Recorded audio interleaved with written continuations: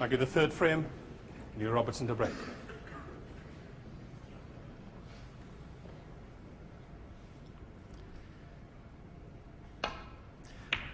As a boy, Robertson was walking down the street in Melbourne one day. It was very hot. He noticed that a snooker hall was offering air conditioning, went in there for no other reason than to get out of the heat, and thought, this game looks interesting.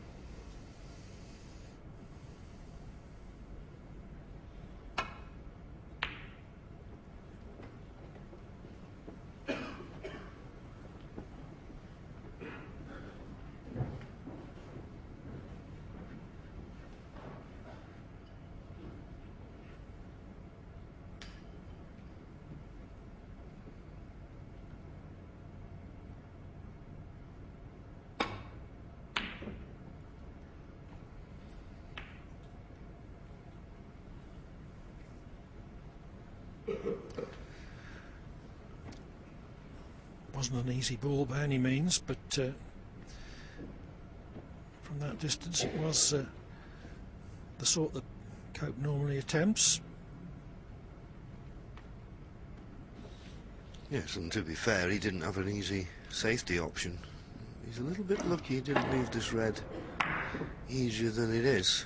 A bit tricky these down the cushion. And he played it well. And if he gets a nice angle on the yellow, because once again, as in seems every frame, I know we're only in the third, but invariably you see off the break-off shot the black gets tied up, but not so in this match so far. This black on its spot, wide open, so whoever gets the first chance, it's a good one.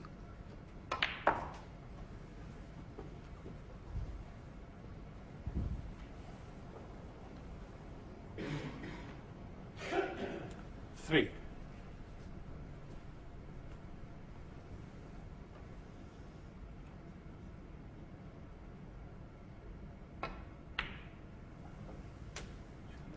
Yeah. Four. Is he on it? He's asked for the cue ball to be cleaned. Can he get through to the black? I would suggest he can.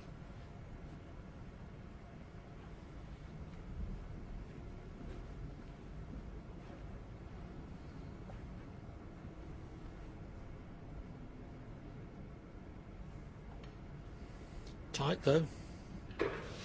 Yes, very tight. What could help? He doesn't have to do anything with the cue ball, just roll the black in, he'll automatically be on the red. I think he can just see enough of it.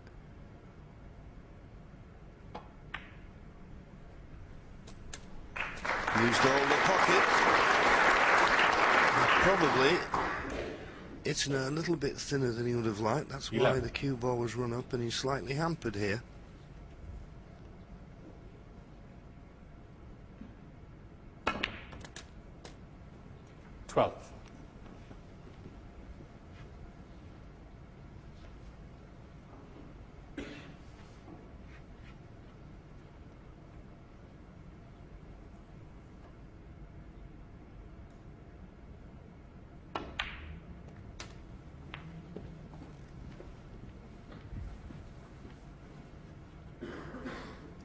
$19.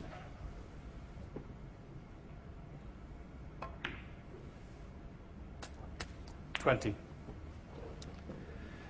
Robertson edged his way up to 13th in the world rankings by the end of last season, having reached 5 world ranking quarterfinals. made a major breakthrough in his 6th earlier this week, beating Ronnie O'Sullivan 5-1. 27. And here he is playing for the title. 28. He wanted to be low on the black, but not quite this low. His idea is to pot the black and cannon into the reds and still leave that red in the open into the same pocket as the black, but a little bit lower than he would have liked. It's gone in. We'll be looking for an alternative to the red in the left corner now. If it had been straighter on the black, 35. he could have hit those reds more in the middle. But I think he's got one to the right centre.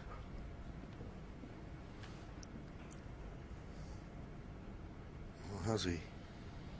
If it's the one to the left corner, this is tricky. It's got a little bit to do with the cue ball. Not straightforward.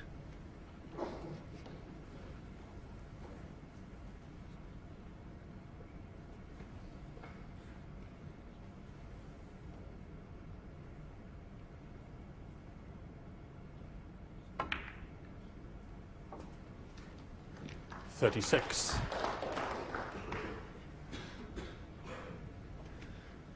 Now one good pot on the blue in position. I don't know whether to play it in the middle or the far left corner. Middle is easier. Middle it was. Now how's his length and line? Well, it's certainly got the red to 41. the right corner, but he'd be using the rest. This is his only option. If he pots this, this is a frame winning chance.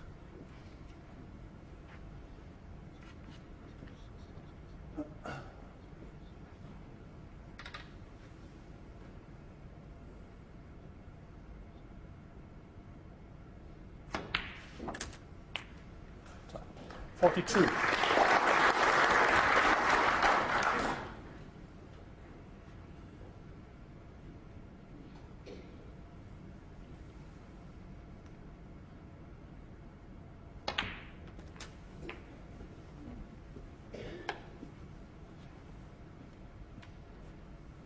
$49.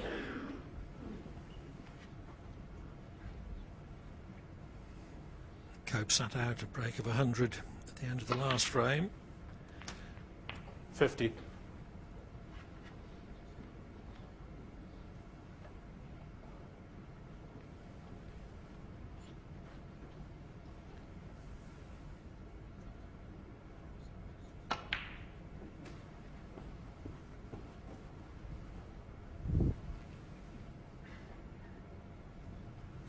$56.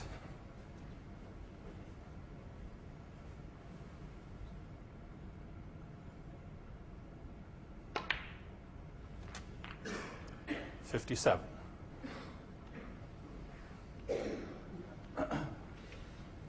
Well, nice angle on the black. He can play for whichever red he likes. There's one certainly to the right corner. I don't know whether one's to the left corner, just a little bit tied up. He's playing for the one to the right corner. That was the safest red to play on.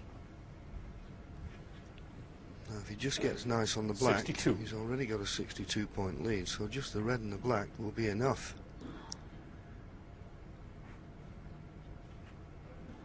Couldn't envisage a mistake here.